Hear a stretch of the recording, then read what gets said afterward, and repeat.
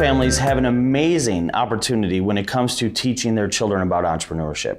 Because what we see in schools, and there's nothing wrong with schools, but what we see in mass education is that we have a system that has to be graded. And if it has to be graded, then it has to be taught to all students the same. This is the same reason, just to draw a contrast, this is the same reason why when people come to me and say, Josh, what MBA program in college should I go partake in to be a great entrepreneur? I say none. Because MBA programs produce great managers. They don't create great entrepreneurs. Because great entrepreneurs have to do something that isn't easily replicatable. And when you have 4,000 kids all getting their MBA this year, they all got graded on the same criteria.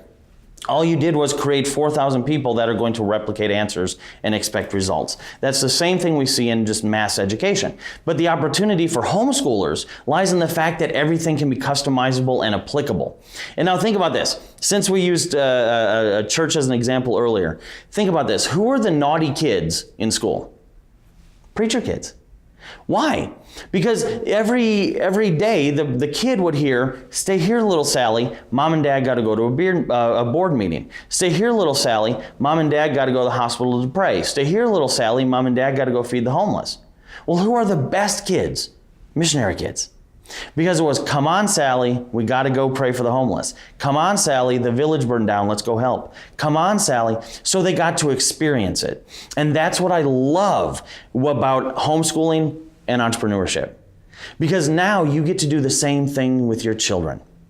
And this is also why immigrants come into a country, ours or other countries, and they become rapidly successful. The odds of an immigrant becoming a millionaire are actually drastically high because they come here and they start businesses, so they engage in entrepreneurship, but at the same time, they usually have their kids involved.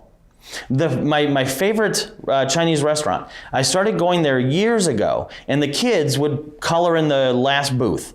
And then I would go there, and then the kids were wiping down tables, then the kids were handing out the food, then the kids got older, they were taking the money, so on and so forth. When I go there now, they have 4 locations, and mom and dad have retired and live a great life, and they have a tight family unit.